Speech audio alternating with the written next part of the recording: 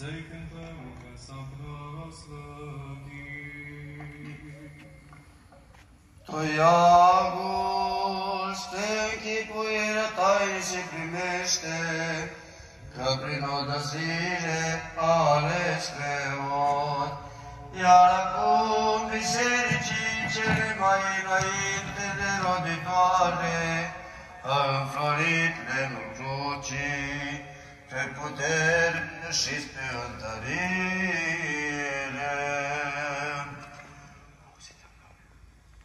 Auzit-am, Doamne, taina rânduielii Tale, înțeles am lucrurile Tale și am proslăvit Dumnezeile